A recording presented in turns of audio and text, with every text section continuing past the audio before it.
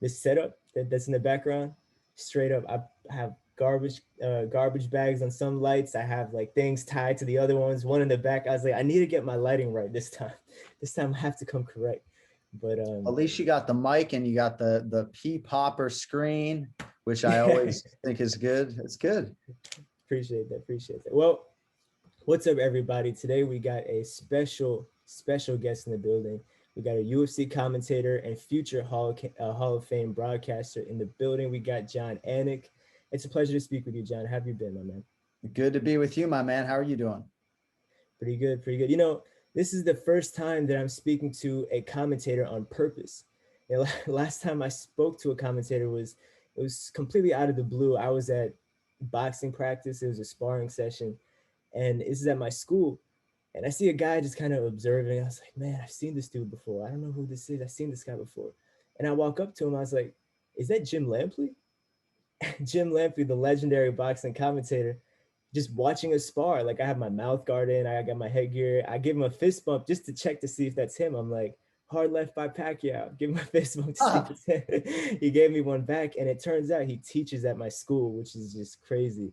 But I mean, this is a guy that when it's all said and done, you're gonna be in the books mentioned with him. And it's super cool, man. Life's crazy to talk to people like you guys who've experienced so much in the combat sports world. So well, it's good to be with you. I appreciate you saying that. I got a long way to go. I got a lot of a big gap to close on Jim Lampley, but I used to cover boxing. And so I had the Mouthpiece Boxing radio show, and I got the chance to interview Jim on several occasions. And man, I love that voice. I love his style. Oftentimes I get asked who I've emulated in my sports broadcasting career. And I don't know that I think of it along those lines, because I think it's hard to try to mimic somebody else's style. But Sean McDonough and Jim Lampley are certainly two guys that I look up to a great deal. So I'll talk about Jim Lampley with you anytime you want.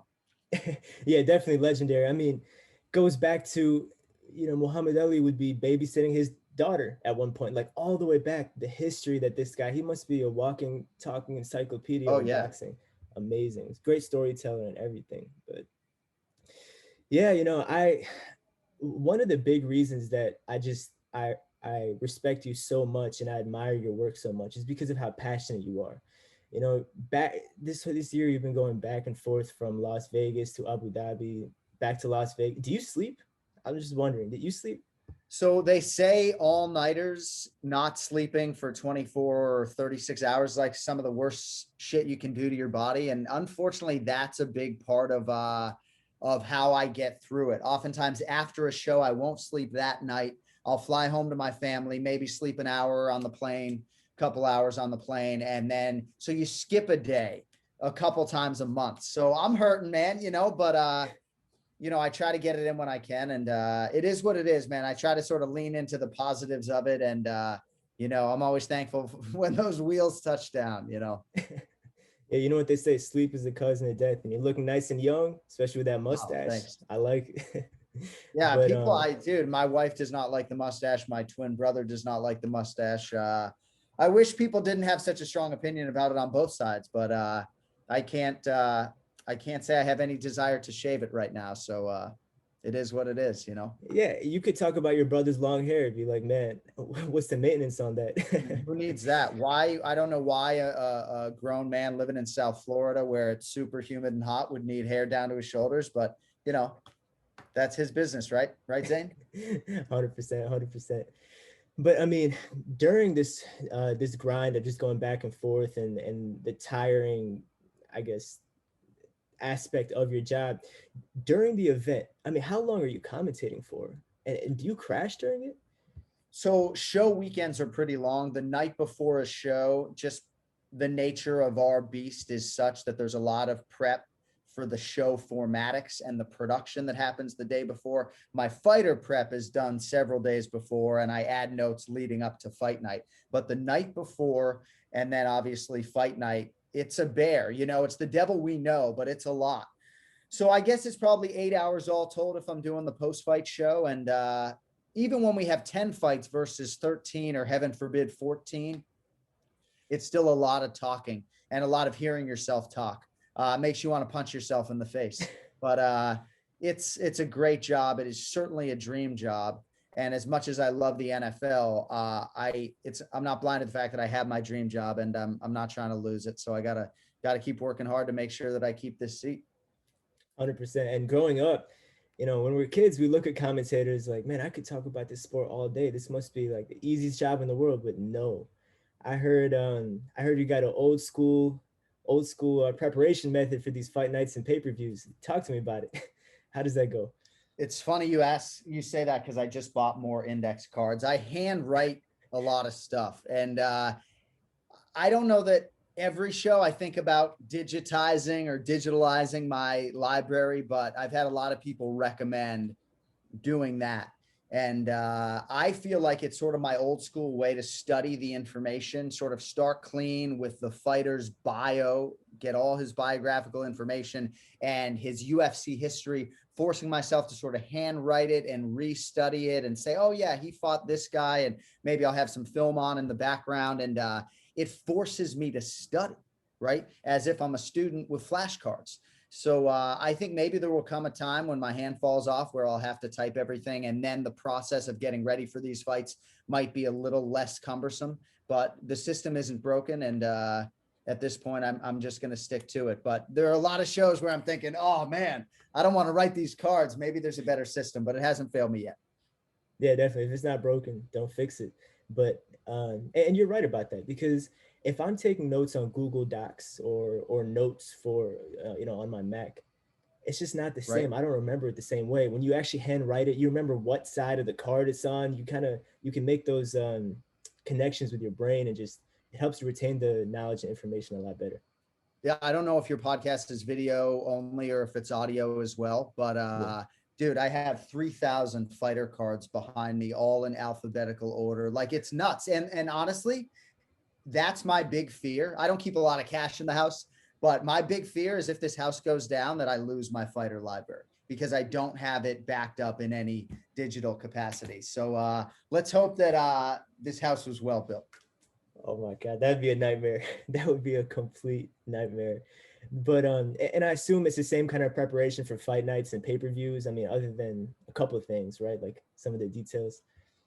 So the pay-per-views are pretty daunting because of all the sales. We don't go to commercials, so you're looking at your human commercial, right? So you hear me read a lot of things, and especially on a Conor McGregor night, you might hear me read a spot for EA Sports UFC 4 25 times in different variations. So pay-per-views are a lot, and I'm laying out all those cards. I have great producers, but that doesn't mean my process isn't very consuming.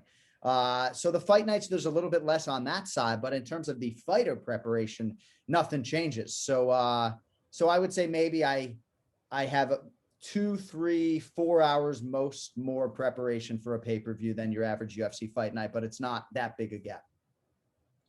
What about for upcoming fighters that don't have a lot of footage on them from before their UFC fights? How do you deal with that? So I start with the fighter bio, and I put all that to print, and then I start diving into whatever I can find. And if I'm particularly lean, maybe I'll reach out to my producers to see if maybe they were auditioning for the Ultimate Fighter back in the day, or Dana White's Contender Series. Is there any link? But sometimes the film is hard to come by, and then you just try to lean into whatever information you have, and then you're very thankful when the fight begins, because you can talk about that. But we try to leave no stone unturned. I mean, we dig pretty deep. And on fight day, especially like if I'm on the East Coast and I have all of fight day to dig in further, then I do that. But I'll go through my cards before I go to the arena about 2 hours before, look through my stack, see if there are any fighters that I'm particularly light on, and put some finishing touches on the card from there. Does your style of preparation, how does that compare to DC and Joe Rogan and those guys? Is it different, or does your job take a little bit of a different tone? So, yeah, I mean, exactly, right? So they are color commentators, analysts, whereas I'm a play-by-play guy. So my job takes on a different tone. Those guys all dive into the film much more so than the show formatics, and they dive deeper into the film than I do. I mean, certainly for all the hours I put in writing fighter cards, I have film on constantly. But they don't pay me for those type of analytics, so our jobs are different, but I don't know that they put in any fewer hours or approach the preparation any less than I do. I mean, there are a lot of people competing for all of our jobs, so I think we all need to work pretty hard, and I think that's what you see, on Fight Night, hopefully. Oh no, 100%. And the chemistry between you guys is so crazy that when I think it was March, that Kevin Lee fight card, that was the first one without a crowd. I was thinking about it. I was like, man, I don't know how this is gonna work out. It might be a little bit weird. I don't know if they could pull it off. And now it's come to the point where I'm talking to my brother and we're like, you know what? I actually prefer it the way it is right now, sitting at home watching it from the TV, than when there was a crowd, because there's the dark vibe. It's like a heated sparring session at the gym where everybody keeps their mouth shut and just lets them go at it. So, and like, do you feel the same way when you're sitting there? I have an appreciation for both now, but bro, I want that crowd behind me. And maybe that sounds selfish, right? But even in a situation whereby there's a big shot that lands and I'm screaming, and maybe I look to my right and Rogan and DC are thinking in their minds like, dude, that didn't even land. And I went crazy. Maybe the crowd's behind me and it makes me feel a little bit better, but no, it's not a crutch for us, but it's a huge part of the UFC live event experience. Have you been to one of our live events? I was supposed to go to the one in Brooklyn, Tony versus Khabib, or actually the other way around, Khabib versus Tony. And then COVID hit. I had the tickets to New York. I had everything. I had some of my friends coming with me. It was the most. It was terrible, as you can imagine. Well, we'll make it happen in the future. But even in Abu Dhabi, when there were 2,000 or 3,000 fans and we had the hockey boards between us and them, I went over to try to express my appreciation for those people, because I always tell people that if you're not a UFC fan and maybe the product doesn't wholly do it for you on television, come to one of our live events and then talk to me. And I don't know anybody who has come to our live events. I really do not know anyone who has come in person, and I don't have to sell you, but anyone who has come to our live event in person and then not gone home and been a fan in perpetuity. People just love it. And once they see it live, I think they really get the bug. Yeah, I'm sure it's like you get goosebumps and everything when that crowd goes crazy. Especially, it probably keeps you going throughout the night as well, right? It keeps the energy high. But I think that the way it is right now, it's mainly a product of the dark vibe in the arena, as well as just the commentary. Like, you guys are amazing. I really don't know.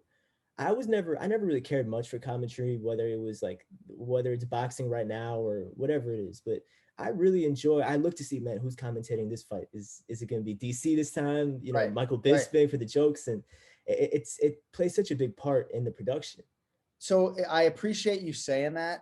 It's sort of interesting for me because I am a play-by-play guy. So basically what we are looking for largely, especially in 1975, maybe compared to 2020, but we're looking for nobody to be talking about us and for us not to be the story and for us to sort of blend in and be the backdrop. Now, we are charged with providing the soundtrack for these historical UFC moments. And that is something that we take very seriously, because think about just if Zane, you're making your UFC debut and you're walking to the octagon, what I say, that's very important to you and your family. So we take it very seriously, but it is weird in this era where maybe there's a little bit more of a focus at times on the announcers, where there's like a camera on us and they're playing back our reactions in the broadcast. It's about the professional athletes and I have to keep it there. So it's a little bit weird, this social media era, and just some of the inconvenient truths that come with being a broadcaster and a public figure in 2021. But I've tried to embrace it, and obviously I appreciate what you have to say, and hopefully when you see my name, you're thankful that I'm on the call, my man. 100%, 100%. But is it weird to you when you see like a couple memes about yourself? You got the one with you, DC, and Joe Rogan going crazy. Then you got the one where I read in the comments sometimes it's like, oh, like they have a picture of you and it's like P3 protein snacks. Yeah, It's it's so hilarious. funny. When people say that I only feed my kids P3, the official protein snack of UFC. But it is interesting, right? You become associated with these things, and I think it's hilarious for the most part. Like, I do not take offense to anything really that's out there. So if you're watching or listening, keep firing away. Because again, I have an identical twin and a younger brother. I'm used to just getting ribbed constantly. So bring it, anyone. It's on. It's on. But I mean, this is all a product of the work that you put in. You know, when you become a meme for the right reasons, like you, and when that means you did something, you probably did the couple right decisions in your life. And what intrigues me most are stories that have the theme of somebody, you know, grinding and hustling for a meaningful period of time and then get capitalized on that one rare opportunity that kind of propels them to the top. And from what I've heard, that story is kind of like the one that you experienced in your life. So tell me, how did you make it to where you are today? I got some breaks, my man. I mean, I have to lead with that, right? Because I did get some breaks and I found some people who believed in me.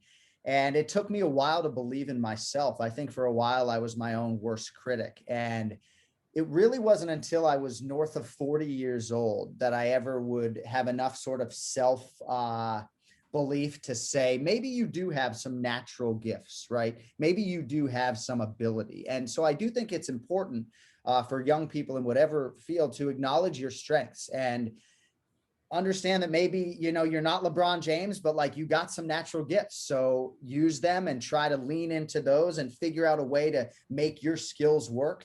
But for me, I knew from a pretty early age, 16, 17, that I wanted to work in sports.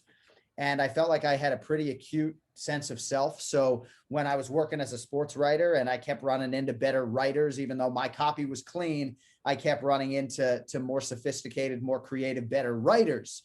Then I thought maybe I could do broadcasting because I could sort of talk my way out of some situations, or I could talk better than I can write, whatever it was. But, you know, I started in radio and eventually auditioned for television, which was never really my great aspiration. But, you know, I tried to be ready when opportunities presented themselves, even though when I first got a mixed martial arts opportunity, I didn't necessarily think I was ready, but I took the job and thankfully they thought I was ready. But I just think that the sooner you know what your strengths are and what you want to do, the better. And then try to get repetitions in that area so that if you're like me, sitting on the couch, probably smoking a joint or whatever I was doing, and somebody calls and says, "Hey man, you want to do Bellator season 1, episode 1?" It's like, you got to get up off the couch and go see if you're any good. And hopefully you've had enough practice that you're not, you know, completely blown out of the water by the moment. Did you have any mixed martial arts experience, whether it was actually physical experience or just being a fan of the sport before that? So I had taken boxing lessons for whatever the hell that's worth. I had hosted a boxing radio show for years, and I had covered mixed martial arts events in person. So maybe now I sound more qualified than I did a minute ago, but I had never called a mixed martial arts fight. So you can understand why I had a little bit of trepidation, but you know, I felt confident enough in the sport and in my ability to say yes for very few dollars, and it worked out, I guess, you know. Yeah, very few dollars. That's one thing that, especially when you're young or you don't really have anything going for you, whether it's just you're in school or in a bad position, is that just don't look at the money, look at the experience, right? Whether it's an internship or whatever it is. You know, you got people like, especially radio people like Charlemagne, for example. The guy he's like, you know what? I'm going to take this experience that I get. I'm not going to get paid anything. I'm going to sleep on a couch, but it's going to pay off because it's going to make me good in this field, and then I can propel higher. And radio is a little bit tough, especially now. But what made you think that you wanted to be a radio guy over a TV guy? Well, I didn't have any great desire to be on camera or be in the spotlight. You know, I just assume be 175 pounds sitting behind a microphone, right? Obviously, things have changed, and now radio shows, almost all of them, are on television in some capacity. But I grew up in Boston, a diehard sports fan in Boston, where sports radio was a big fabric of the city. And I just sort of leaned into that, I guess. My twin brother majored in musical theater. He was always the actor, the performer, the one we were all going to watch. So I just never desired to be that guy. But I don't know. I was working for ESPN Radio in Bristol, Connecticut, and they were looking for television talent on the ESPN.com team. And somewhat reluctantly, I guess, I auditioned, and they thought I had like a twitch, and we got through it and they hired me, and the rest is history. But no, I will always have a deep love for radio. How did they choose you, or how did they like, how did they choose that you were going to be the guy? And was it just, did you give them tapes or demos? How did it go? So honestly, I think part of it was looks, I guess, as humbly as I could say that. They found a few guys on the radio side who they thought would translate to that medium. But when they first got me up to audition, I'm a radio guy with a cadence. So when I would give a sports update, I'm used to moving around, not having to control my body. So all of a sudden you stick me in a closet with a green screen behind me and a microphone, and I have to sit still. I thought for sure I didn't get the job, but I guess, I don't know, voice, I'm very thankful to have been recommended, because it led to me being on a team that launched a show called MMA Live that is really was the impetus for me getting the UFC opportunity. So very thankful it played out the way it did. But as I said, I'm lucky, more than good. And that opportunity for ESPN that you got, what time did you have other opportunities lined up at that time, or did that just kind of come out of the blue? So the hard early decision I had to make was when ESPN, I think, prevented me from doing season 2 of Bellator in 2010. So I had to choose Bellator or ESPN. And at the time I chose ESPN. And then thankfully the UFC came calling in 2011, and I was able to get out of my contract a couple months early. But that was the first hard decision I had to make, because I loved MMA to such an extent that I wanted to go work for Bellator full time. I wanted to leave ESPN, but my family and friends were sort of saying, hey man, took you, a long time to bust that ESPN door down to get entrenched in Bristol, Connecticut. And now you're going to leave for this MMA promotion that isn't the UFC. And so I was sort of bitter at the time, because I wanted to go do Bellator, but my contract prevented me from doing so. But thankfully, all's well that ends well. Yeah, definitely. And how was the pressure like during the trial run or the test that they kind of gave you when you had to be a sports broadcaster at ESPN? How did that go, the process? There have been a lot of pressure spots throughout the years. I mean, imagine the pressure on me, my first UFC show with Dana White watching with probably a quick trigger. But I'll never forget when I was doing local radio in Boston, I got sent to an audition at ESPN Radio in Bristol, Connecticut. The news editor there, Pete Saccone, was giving me an audition. So I thought, I'll go into studio, I'll crank a sports update, I'll blow these guys away. I wasn't thinking like that, but I was like, I'll be all right. So you get to Bristol, Connecticut, and he's like, all right, so, you'll do one on tape, but you're going to go into the studio live and do the 4:20 p.m. Eastern update on the air. And I'm like, bro, like so you either can do it or you can't. So I had enough confidence in my ability to write the update. You write the update, and then you just have to hit a post, which means you got to hit at the end of 90 seconds. You can't be talking about something as they're going to whatever commercial spot they're going to. So I did the 4:20. It wasn't perfect, but I got the job, and it got my foot in the door at ESPN. And then I would commute from Massachusetts to Bristol, 4 days a week, until eventually I was full-time and moved to Connecticut. Wow, it's those legendary stories that you're going to hear from all these guys. Like, it reminds me of Larry King, rest in peace. The way he started out in radio was like so fascinating to me, because he got his shot. I think there was some technical difficulty on his first day. And then there's a live crowd that he's speaking to, through the booth or however it goes. And he's just kind of talking to them like, guys, I don't know what's going on, but this is what's happening. And he's just improvising the whole thing. And people started loving him for that. And now, he's an iconic figure. So it's just those kind of moments that might be stressful in the moment, or even funny in the moment. Like, I can't believe this happened to me. That's the story that you're going to be telling years and years from now, which is so cool to me. No, and there's something very powerful about the live event, right? For any sports TV network, it's all about the live event. So I'm very thankful to be a part of those big events, the ratings drivers, right? I I like doing the studio stuff, right? But for me, it's just, there's something about doing play-by-play and being a part of the live event and that pressure and everything that comes with it. It's just different. The nerves are different. I don't even know if they're nerves at this point, but it's good anxiety. It's good butterflies. And they're just different when you're sitting on a studio saying, all right, this fighter got cut this week. You're doing a news and information show versus calling a live sporting event. It's a very, very powerful, addictive space. And, honestly, just grateful to have a seat. I can imagine. How long do you want to do this for? Oh, I don't know, man. I mean, like if I had $40 million in the bank, would I do this job?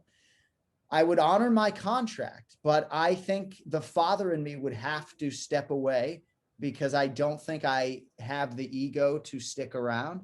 I really am a reluctant performer in many respects. So I don't know, but I need to support my family as long as I need to do it. And if I need to do it until I'm 65, sure. But will I be around as long as Bruce Buffer? Unequivocally, absolutely not. I'm hoping to coach some youth sports at some point if any of my kids would be so inclined. So no, I just think the father and family man in me, and maybe I could be on the senior tour in golf if I get enough time away. But no, I mean, I don't know. I wouldn't stick around for ego. That's for sure. That's respect. I respect that. I respect, recognizing that and doing what's best for the UFC if that's the case. Because it is really hard to keep doing something even when you have money in the bank. I mean, we see it with fighters. We see it with anybody. Nobody's going to really perform like they used to with that kind of hunger and preparation if you sleep on, silk sheets and everything, as they say. Well, it's interesting you say that because I promise you, if I was making $1 million a show, like my effort would not change, right? And I'm not even going to sit here and say it would be more so because they're paying me $1 million a show. It wouldn't be, but I would never discredit the athletes or not put my all into a show.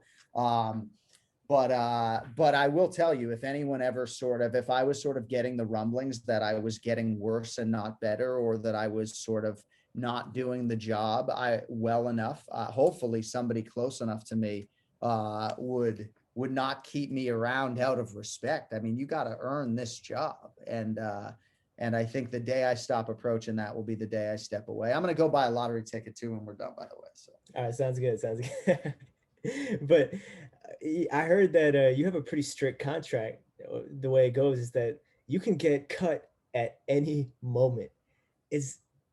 I know you have a really good relationship with the UFC. Obviously, you're a loved voice, but does that kind of stick around the back of your head? Like when you're lazy a little bit, you don't want to write all those cards. Sometimes it's like, man, one mistake and I'm out. When I first signed in 2011, I was like, man, is this going to be like a 2-week thing? Because I just moved my family to Vegas. What are we doing here? But I think it's good. I think it's good motivational language for me. I try not to think too much about it. And I also think when you're doing live TV and you're on a headset for 7 or 8 hours, anything you can and say, or whatever the saying is, will be used against you, right? And can be used against you. So it's not lost on me that I'm always one utterance away from losing my job, right? I cuss all the time. Now, I don't think dropping an F-bomb on the air would cost me my job, but you got to be careful. And I don't know. I haven't had any. I'm surprised I haven't cussed on the air, if I'm being honest. But so far, we got away with it. My man Paul Felder dropped one the other day, but that can be confirmed nor denied. So hypothetically, he might have dropped one. Yeah. Right. Might have. Have you ever set a line and thought back like, man, did I cuss? Let's hope I didn't. Has it ever gotten that close? Well, last weekend, everybody thought I said, am I allowed to cuss on this platform? I think I might have already. Yeah. So last weekend on ESPN, a lot of people, when Anthony Hernandez beat Rodolfo Vieira, a lot of people thought that I called him, that I capped the fight with Anthony fucking Hernandez instead of Anthony Fluffy Hernandez. His nickname is Fluffy. So I was like, because he used to be a fat kid or whatever, right?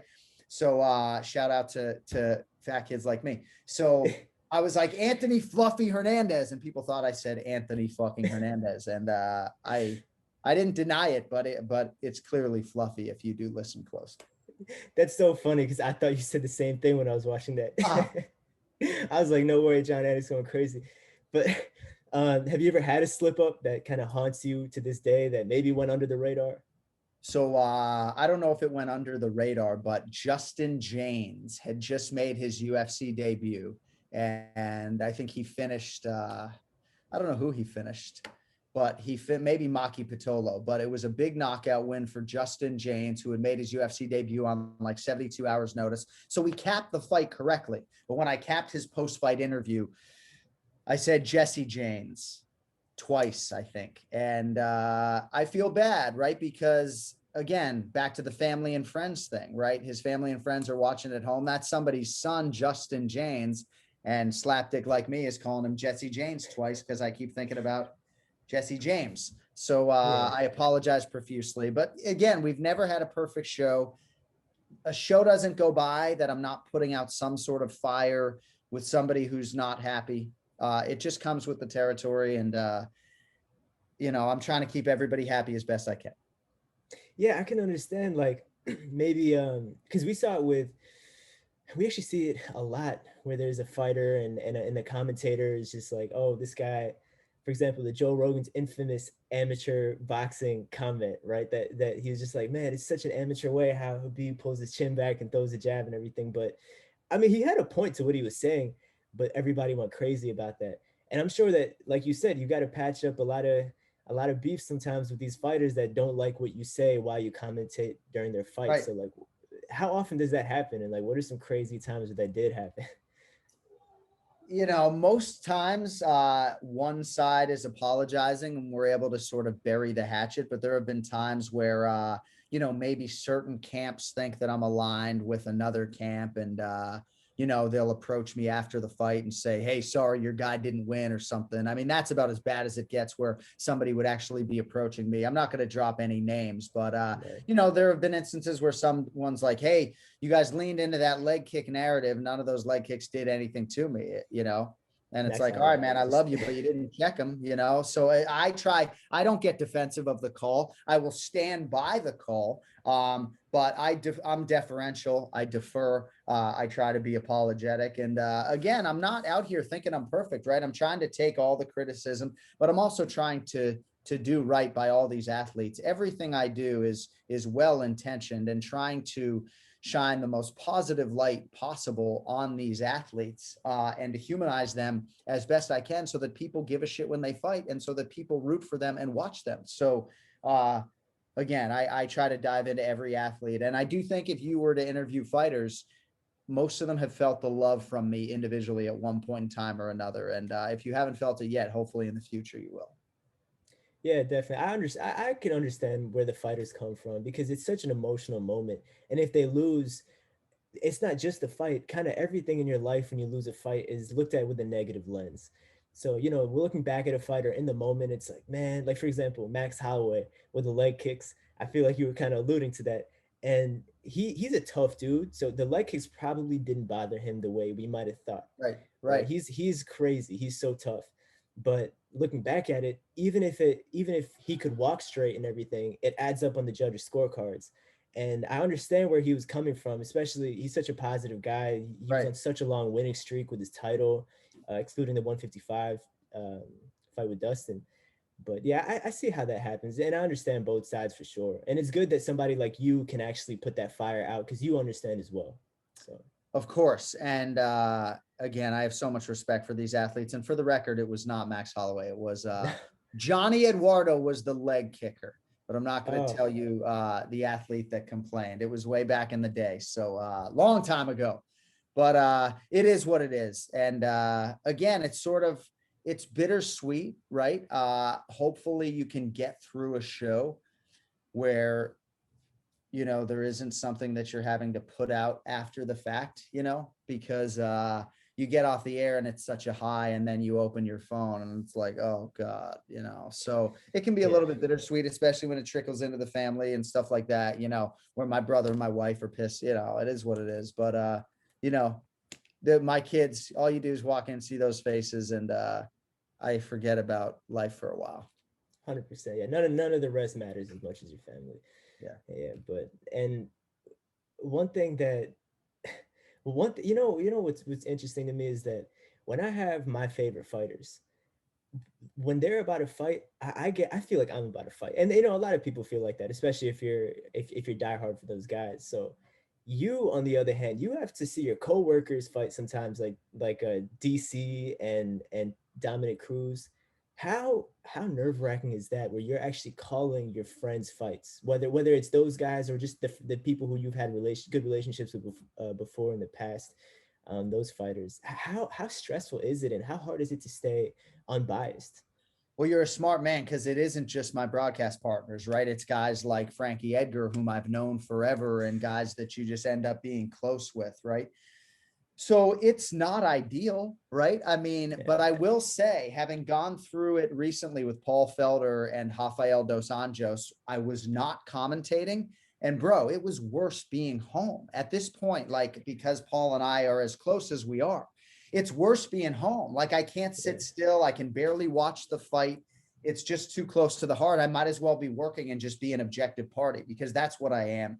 And I'm so easily able to separate that part of it. I think the tough thing is that, like when I'm watching Dos Anjos and Felder, for example, at home, I felt like RDA was moving his head well and avoiding a lot of those Felder shots. So let's say I say that on the broadcast, right? Forget about me, rooting for Paul because he's my guy, if you will. I got to deal with Paul being like, dude, what the fuck are you saying that like Dos Anjos, that I'm missing all these shots, right? So like, you don't think there are times where maybe I say something about DC in the fight where he's like, Anik can fuck right off. So I got to deal with it on both sides. So it's not ideal. It's emotional. But once they touch gloves and I'm calling the fight, there's nowhere I'd rather be. And in that moment, I really am able to separate it. So I think if anything, it's harder being a fan. And I never thought I'd say that. But even a guy like Bilal Muhammad now, who does a video podcast under our Anik and Florian podcast banner, it's hard. There's an emotion there that wasn't there before. Yeah, definitely, especially Bilal Muhammad. I'm such a huge fan of him because of what he supports. He's pro-Palestinian guy, and we all love him for that. It's amazing. But it was just funny because he just fought, and I'm telling my brother, like, this is something I'm gonna ask Jon, because I know that Bilal Muhammad's close with Jon and his brother, and it must be so nerve-wracking. But at the same time, something has to be said for how a fight plays out when you're watching it from TV and when you're fighting and maybe in the crowd. So I think it was Stephen Thompson, or no, Josh Thompson. He was saying that, man, when I'm watching fights from the TV, everything's happening so fast. It's like you feel like you see it before the fighter does. It's like, oh, watch out for that. Oh my God. Right. But when you're actually fighting, it's like it's not even close to that bad, because you see everything. If you're in person that close to the cage, is like how is that? Is it like watching it from on TV, where you see everything happening from the wind up to the shot landing, or is it more of like the other one? So I think some of my broadcast partners will cheat the cage a little bit more and watch the action versus watching the monitor, whereas I, for the most part, I have to watch the monitor probably 90% of the time, because that's the angle that people are getting back home. So if I'm watching the octagon, I'm commentating something that isn't necessarily the feed that is going back home. But I do have the Francis Ngannou rule in effect. When Francis Ngannou fights, I can't watch a little TV in front of me. I have to watch the real thing, Jurassic Park in front of you, whatever it is. I mean, he is so special. And so I have the Ngannou rule with certain athletes that I got to cheat that a little bit. But yeah, we're watching that monitor like you guys are. So I'm trying to sort of, relay that to the masses. That makes sense. I mean, yeah, Ngannou, I see what you mean. I actually just talked to Eric Nixick not too far back, and he's coming, man. Francis Ngannou's coming. He is coming. Another thing that's really interesting to me is when you started out for the UFC, you made your debut the same day that Khabib Nurmagomedov made his debut, and you did the post-fight interview when he retired. So talk to me. How was the absence of a crowd? how did that affect that moment? Because I feel like it made it so much better. Yeah, I think it added to the moment. I think you're right. And I will also say I was so thankful to get entrusted with post-fight interviews dating to my first UFC show that, they thought that I could do that right out of the chute. But man, the Abu Dhabi thing was crazy because it caught everybody off guard, including Daniel Cormier. And maybe DC wouldn't have given me a heads up necessarily, but I'm just sort of letting that moment evaporate. And I do want to credit our pay-per-view producers, Michael LaPlante and Zach Candido, because they have a direct line to me and they did not say a word. They let the moment marinate. They let me handle the moment in terms of when I would interject and when not to. And it's hard for them too, as producers, because when is that enough dead air, right? So it's an interesting navigation for us, but humbly, I thought, we were able to execute it as best we could. And yes, it made the moment very indelible and powerful. And we'll see if he retires with finality. I don't know if you're going to ask me that next. I've always said that maybe in 24, 36 months we see him, but I just don't think you're going to see Khabib in the next 12 months. I just don't think there's anything competitively for him to prove right now. I agree, but I mean, your podcast with Kenny Florian picked up some momentum when Kenny said he knew a coach, which I assume was Firas Zahabi, who I'm a huge fan of. It was not Firas Zahabi. No? Okay, so Firas is off of the heat. I love Firas though. Yeah, 100%. But what happened with that? That was your podcast, Jon Anik.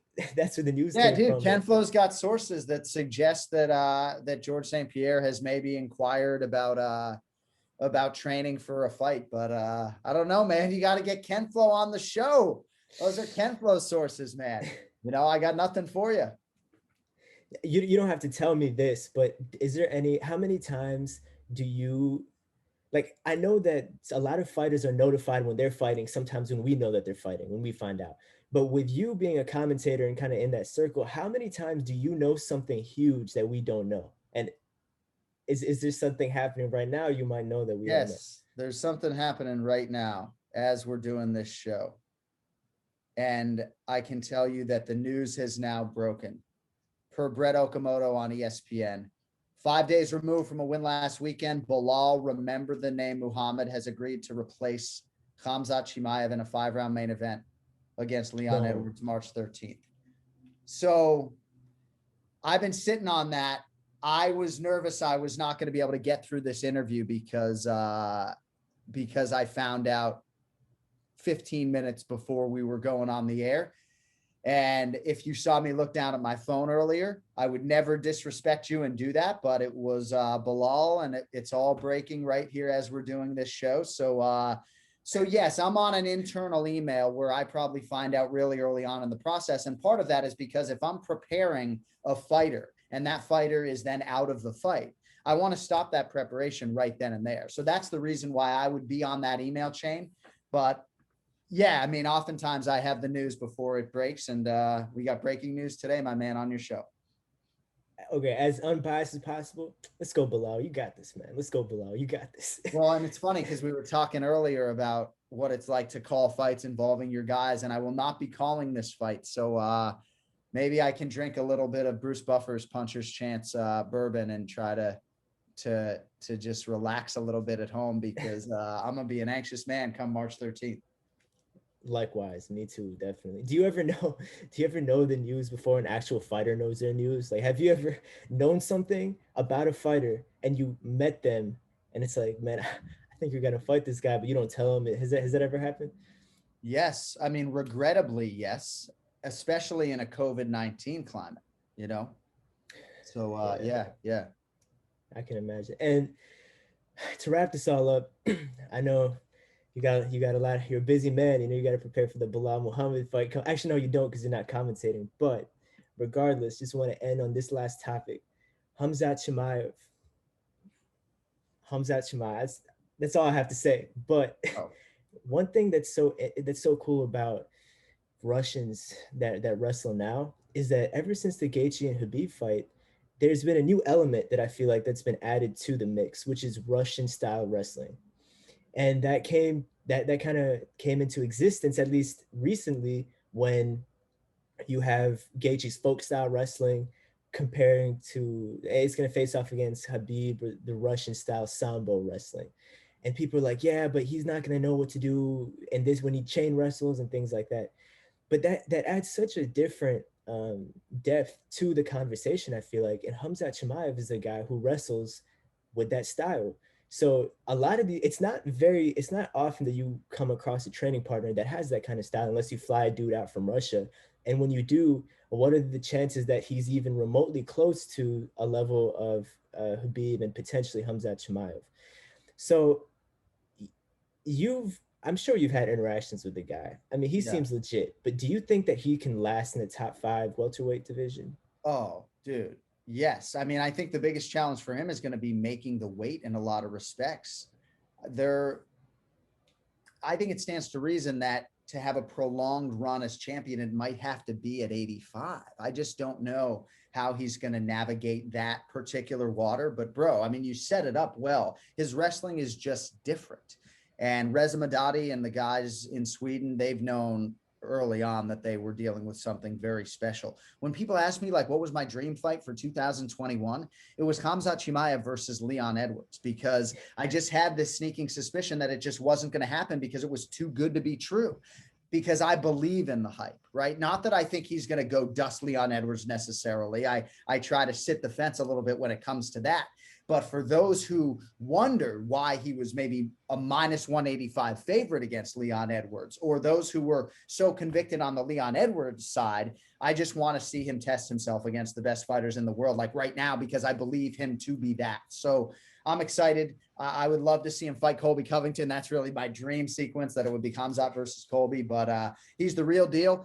And I would even take what you said a step further. I think he's top 5 in 2 divisions potentially. He's just got to navigate that water, figure out which division he wants to be in long term. But Chip's in the center of the table, man. I'm all in on him for sure. Yeah, me too, definitely. And have you gotten a chance to speak with him personally? Because he's an interesting guy. I mean, he seems like a cool dude. Yeah, so we've done fighter meetings with him, I think over Zoom, if I'm not mistaken. And then obviously I've interviewed him after a win in the octagon, but that's a little bit of a different setting. But I haven't had off-camera time with him per se. In the fighter meetings, is he the same guy that he is that we see, just trying to smash everybody?